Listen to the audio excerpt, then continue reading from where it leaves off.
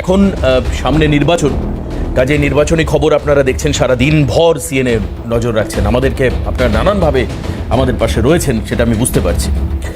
এখন ব্যাপার হচ্ছে যে আজকে আপনারা তো জানেন যে তৃণমূল কংগ্রেস রাজনৈতিক দলটি 2011 সাল থেকে ক্ষমতায় আছে রাজ্যে বিধানসভায়। এখন ব্যাপার হচ্ছে অনেকেই বলবেন যে দেবাশিস, সর্বভারতীয় দল কেন তুমি বলছো না? সর্বভারতীয় দলের জন্য যে ক্রাইটেরিয়া দরকার সেটা পূরণ করতে না পারলেও তৃণমূলের একাধিক নেতা, রাজ্যসভার সাংসদ, লোকসভার সাংসদ, তৃণমূলের বিধায়ক, নেতা, নেতৃত্ব, তারা সবাই তৃণমূল কংগ্রেসকে সর্বভারতীয় দল বলেন। আজকে আমি কেন এই কথার আবার উত্থাপন করলাম, তার সবথেকে বড় কারণ হচ্ছে যে তৃণমূল কংগ্রেস আজকে একটি ইস্তেহার প্রকাশ করেছে এবং এটা সর্বভারতীয় ক্ষেত্রে বারবার করে ইস্তেহার প্রকাশ করতে গিয়ে প্রবীণ নেতা তিনি বলেছেন, তৃণমূল কংগ্রেসের অমিত মিত্র, তিনি বলেছেন যে এটা সর্বভারতীয় ক্ষেত্রে একটা ইঙ্গিত। সর্বভারতীয় ক্ষেত্রে যদি জিতে ক্ষমতায় আসে ইন্ডিয়া জোট, তাহলে এই ইস্তেহার লাগু হবে দেশবাসীর জন্য, মানুষের জন্য। আপনারা সবাই জানেন যে তৃণমূল কংগ্রেস ক্ষমতায় আসার পর থেকে ধীরে ধীরে বেশ কিছু সামাজিক প্রকল্প প্রান্তিক মানুষের জন্য তারা চালু করেছেন বলে তারা দাবি করেন যে বিভিন্ন প্রকল্প যেগুলো প্রান্তিক মানুষের জন্য, আমি নামগুলো আর করছি না, তাদের দেখবেন বিভিন্ন জায়গায় যখন দুয়ারে সরকার হয় বড় সার্কেল করে একাধিক প্রকল্প, 19টা 20টা কি তারও বেশি প্রকল্প তারা চালু করেছেন মানুষের জন্য।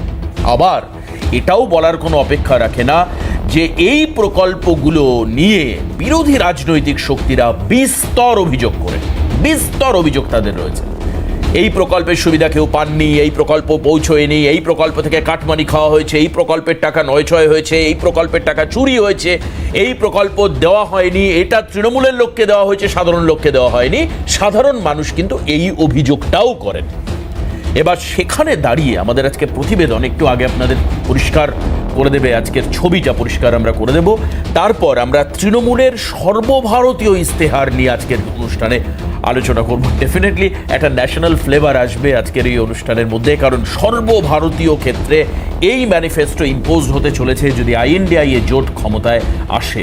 আরও কিছু ক্ষেত্রে মমতা বন্দ্যোপাধ্যায়, এটা আমার আজকের গেস্ট শক্তিদা আকাশের কাছে খুব বিড়ম্বনার কারণ হবে, কারণ সর্বভারতীয় ক্ষেত্রে যে জোট, সেক্ষেত্রে মমতা বন্দ্যোপাধ্যায় বলছেন এই রাজ্যের ক্ষেত্রে তারা কংগ্রেসকেও গুরুত্ব দেন না, পাত্তা দেন না, সিপিএমকেও দেন না, মমতা ব্যানার্জি বলেছেন। শোনাবো আপনাদের, কিন্তু সবার আগে দেখুন আজকের প্রতিবেদন, শুনুন। তৃণমূল কংগ্রেসের ইস্তেহারে স্পষ্ট হাতিয়ার আসলে দান খয়রাতি। ইস্তেহারে দিদির শপথ, বর্ধিত আয় শ্রমিকের সহায়, কিন্তু অভিযোগ বঙ্গে দুর্নীতি হচ্ছে 100 দিনের কাজে। তৃণমূল শাসনের 1 দশক স্পষ্ট করেছে কাজ করেন শ্রমিকরা, টাকা যায় শাহজাহানদের পকেটে। কাজের অভাবে বাড়ি ছাড়েন বাংলার অসংখ্য শ্রমিক। দেশ জুড়ে বাড়ি হবে সবারই, শপথ দিদির, কিন্তু বঙ্গে আবাসে হয়েছে দুর্নীতি, বলেছে সন্দেশখালী বার্নিস কিংবা কেন্দ্র। দিদি শপথ নিয়েছেন জ্বালানির জ্বালা কমবে, দেশের জ্বালা ঘুচবে। প্রত্যেক বিপিএল পরিবারকে বছরে বিনামূল্যে দেওয়া হবে 10টি সিলিন্ডার। সেখানেও গেড়ে বসবে না তো অভ্যাসের দুর্নীতি? আপনি একটা কোনো সরকারি প্রকল্পের নাম বলতে পারবেন সোশ্যাল ওয়েলফেয়ার প্রজেক্টে? যে প্রজেক্ট তৃণমূল কংগ্রেস ইন্ট্রোডিউস করেছে সেই প্রজেক্টে দুর্নীতি নেই। দিদির শপথ, অনেক হয়েছে শাসন, এবার দুয়ারে রেশন। রেশনে দুর্নীতি দেখেছে বাংলা, খাদ্যমন্ত্রীকে যেতে হয়েছে জেলে। তৃণমূলের সৌজন্যে এবার সেই ছবি দেখবে না তো গোটা ভারত? উঠছে প্রশ্ন। দিদির শপথ, আমাদের অঙ্গীকার, নিরাপত্তা বাড়বে সবার। পার্ক স্ট্রিট থেকে কামদুনি, দাড়িভিট ঘুরে হালের সন্দেশখালী কিংবা তেহট্ট দেখে, কিংবা খাগড়াগড়, ভূপতিনগরের বিস্ফোরণ বা বাংলা থেকে জঙ্গি গ্রেফতারের পর কি আদৌ নিরাপদ মনে হয় বাংলাকে? আদতে দিদির শপথে রয়েছে দান খয়রাতির কথা। বিরোধীরা বলছে তৃণমূলের দান প্রতিদানে কি দিতে হয়েছে জানে সন্দেশখালী। জানান দিয়েছে দান খয়রাতির রাজনীতির বিভীষিকাময় পরিণতি। তৃণমূল থাকবে, দুর্নীতি থাকবে না, এটা হতে পারে না। তৃণমূল যারা ব্যালট পেপার খেয়ে হজম করে নিচ্ছে, বালি খেয়ে হজম করে নিচ্ছে, তারা একটু মাছ খাবে না? দানের আড়ালে চলা দুর্নীতি কিভাবে কেড়ে খায় মানুষের হাতের কাজ জানান দিয়েছে নিয়োগ দুর্নীতির শিকার হয়ে আজও পথে বসে থাকা ছেলেমেয়েগুলো। দানের রাজনীতি কিভাবে কেড়ে নেয় মানুষের পেটের ভাত জানান দিয়েছে রেশনের দুর্নীতি।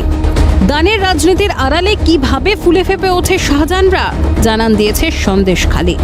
দানের নামে ওরা কিভাবে কেড়ে নেয় মানুষের মাথার ছাদ জানান দিয়েছে বার্নিস গ্রামটা। তবু দানই ভরসা তৃণমূলের। টাকায় কি বিকিয়ে যায় মানুষের মন? উত্তর দেবে ৪ঠা জুন। ক্যালকাটা নিউজ।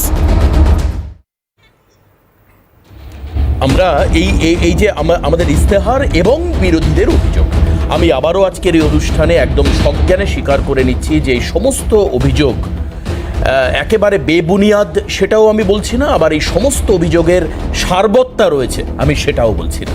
আমি দুটোর কোনোটাই বলছি না, কারণ সামনে নির্বাচন লড়াই রয়েছে। নির্বাচনে মানুষ তিনি ভোট দেবেন, গণতান্ত্রিক প্রক্রিয়াতে তার একটা নিজের ভাবনা চিন্তার গুরুত্ব দেওয়া উচিত।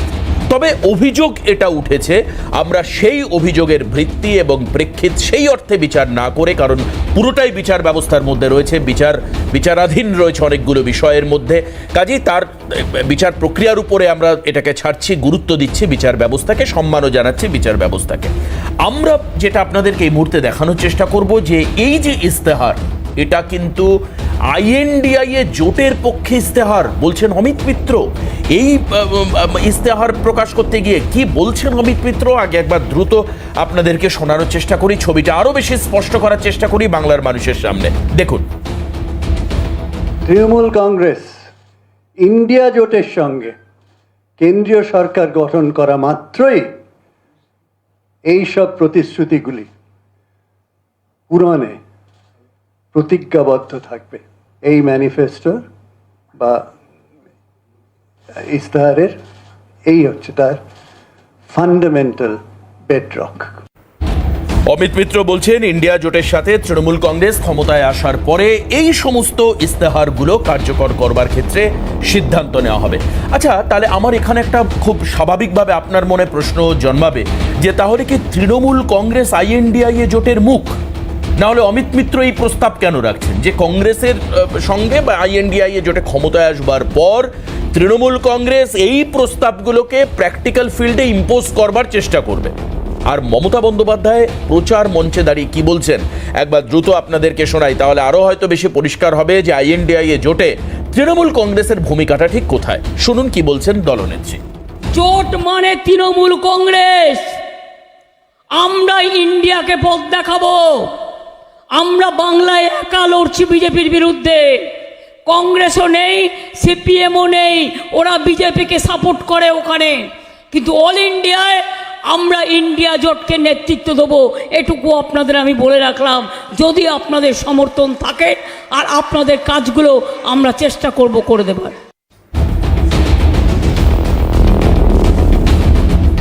দ্রুততার সঙ্গে একটা লাইন আমি লিখতে পেরেছি এখানে, আমরা ইন্ডিয়া জোটকে পথ দেখাবো, এটা মমতা ব্যানার্জি বলেছেন। আর এই বক্তব্য বারবার করে শক্তিদা আকাশের কাছে বিড়ম্বনার কারণ হতে পারে। আমি অন্য সময় দেখা যায় আমরা বিজেপি মুখপাত্র বা তৃণমূলকে দিয়ে শুরু করি, বাট আজকে আমার কাছে খুব ইন্টারেস্টিং মনে হচ্ছে যে এই যে আকাশ আর আজকে শক্তিদাকে দিয়ে শুরু করবো। শক্তিদা প্রবীণ নেতা, শক্তিদা এই জোটের তাহলে ফরমেশন কি? এবং আমি আপনাদের স্বার্থে বলে রাখি, আমরা যদি একটু ছবিটাও দেখাতে পারি যে কয়েকদিন আগে জাতীয় কংগ্রেসের পক্ষ থেকে দিল্লিতে দাঁড়িয়ে মল্লিকার্জুন খার্গে সভাপতি, মানে জাতীয় কংগ্রেসের সভাপতি, দলীয় সভাপতি, তিনি কিন্তু একটি ম্যানিফেস্টো প্রকাশ করেছিলেন আলাদা করে। সেই ছবিটাও যদি দেখানো যায়, আমরা উপরে দেখাচ্ছি একবার ফুল আমরা ছবিটা একটু দেখিয়ে দিই পুরো স্ক্রিনে।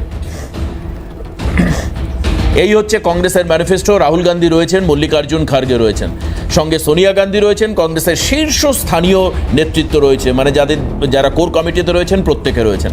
শক্তিদা, এবার একটু আমাকে বলুন যে জোট ইকুয়েশন আপনারা কিভাবে দিচ্ছেন? আমি এখন মানে প্রধানমন্ত্রীর হিসাবে যখন তিনি দলীয় প্রধান হিসাবে প্রচার করতে এসছেন, তার প্রচার সভায় পশ্চিমবঙ্গের একাধিক জায়গায় তিনি INDI জোটকে অ্যাটাক করেছেন, আক্রমণ করেছেন, রাজনৈতিকভাবে আক্রমণ করেছেন। কি বলেছেন প্রধানমন্ত্রী আমি একটি পার্টিকুলার একটি জায়গায়, অনেকগুলো জায়গায় বলেছেন, বাট আমি একটি জায়গা শোনানোর চেষ্টা করবো, শুনুন।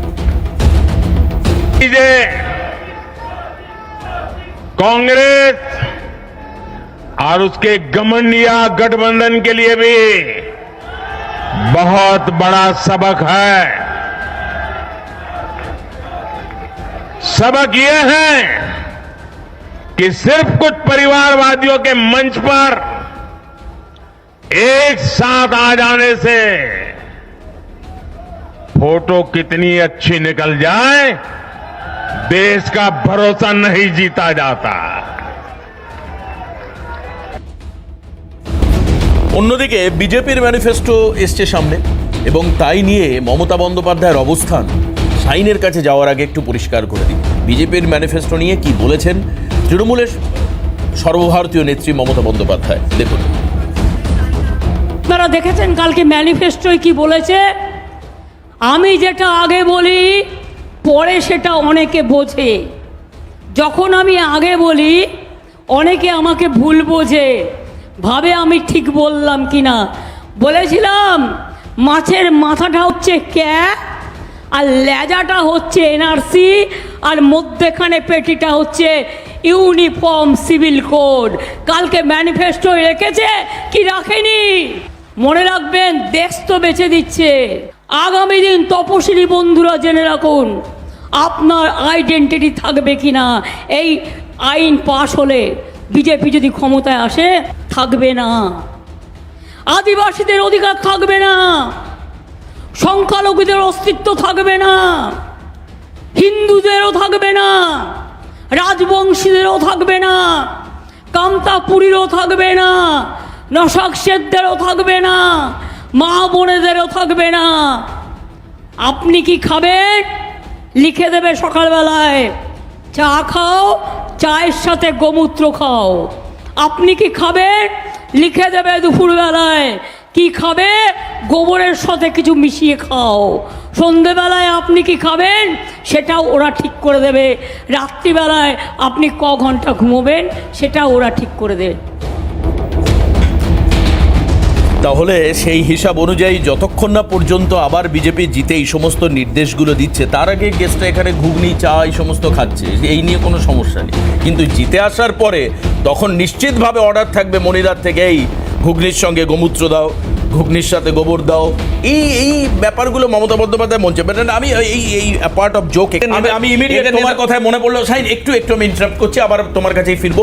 অধীর রঞ্জন চৌধুরী একেবারে সম্প্রতি একটি বাইট আমাদের কাছে এসে পৌঁছেছে, প্রোডাকশন আমায় বলছে যেটা দেখানোর জন্য একবার দেখাই কি বলেছেন। আমিও জানি না কি বলেছেন অধীর রঞ্জন চৌধুরী, একবার শুনবো কি বলেছেন তিনি। সারা দেশ দেখছে, সারা দুনিয়া দেখছে, দিদি মোদির জোট সারা দুনিয়া দেখছে, সারা দেশ দেখছে। ইন্ডিয়া জোট ভেঙে দিদি প্রমাণ করে দিয়েছেন মোদির সব থেকে ঘরের লোক দিদি। সারা দেশ দেখছে, সারা দুনিয়া দেখছে, দিদি মোদির জোট সারা দুনিয়া দেখছে, সারা দেশ দেখছে। ইন্ডিয়া জোট ভেঙে দিদি প্রমাণ করে দিয়েছেন মোদির সব থেকে ঘরের লোক দিদি। আবার অধীরবাবু বলছেন ইন্ডিয়া জোট ভেঙে গেছে, মোদি দিদি সম্পর্ক আছে, জোট, এটা আমি বড় কথা সবাই বলছে। তৃণমূলের ম্যানিফেস্টো সামনে আসলো, সুকান্ত মজুমদার বক্তব্য রাখলেন। আমি জাস্ট একবার শুনিয়ে নিই আপনাদেরকে ঠিক কিভাবে দেখছে প্রদেশ বিজেপি সুকান্ত মজুমদারের গলা থেকে। আমি তারপরে সবার কাছে আলোচনার জন্য ডিবেটে যাব। দেখুন, হচ্ছে ওই তৃণমূলের ইশতেহার কেউ পড়ে দেখে না, তৃণমূলের ইশতেহার কেউ পড়ে না, জানে মিথ্যে কথা বলা আছে। এবং তারা যেভাবে রাজ্যটাকে নিয়ে যাচ্ছে, আগামী দিনে মহিলা হোক, পুরুষ হোক, যে কোনো জাতি, বর্ণ, ধর্ম নির্বিশেষে মানুষ হোক, তারা আগামী দিনে আরও খারাপ জায়গায় যাবে। পরিযায়ী শ্রমিক হয়ে অন্য রাজ্যে যেতে হবে, দাদন কাটতে হবে, তাছাড়া এই রাজ্যে কিছু হবে না। আবার ওই কিছু মিথ্যে কথা বলবে, এত আমরা ফ্যাক্টরি খুলবো, অমুক খুলবো। আগে বলেছে না 6 মাসের মধ্যে শিল্প করব, শিল্প তো ধোঁয়া দেখতে পাচ্ছি না, ইট ভাটার ধোঁয়া দেখতে পাচ্ছি, আর তাকে দেখেই ওনার দলের প্রার্থী লাচে চিৎকার করছে। আচ্ছা, সুকান্ত মজুমদারের এই বক্তব্যে আমি মনিদার কাছে আসছি। এখানে তৃণমূলের ম্যানিফেস্টোতে প্রথম পয়েন্টে বলা আছে 100 দিনের জব কার্ড হোল্ডারদের গ্যারান্টিযুক্ত কাজ। এই যে পরিযায়ী শ্রমিক ইস্যু আসলো। দ্বিতীয়ত, দেশ জুড়ে শ্রমিকদের দৈনিক 400 টাকা করে মজুরি বৃদ্ধি, মানে এখন যা পাচ্ছে সেখানে 400 টাকা করে মজুরি বৃদ্ধি। এই থাকছে মূলত ম্যানিফেস্টোর প্রথম পয়েন্টে।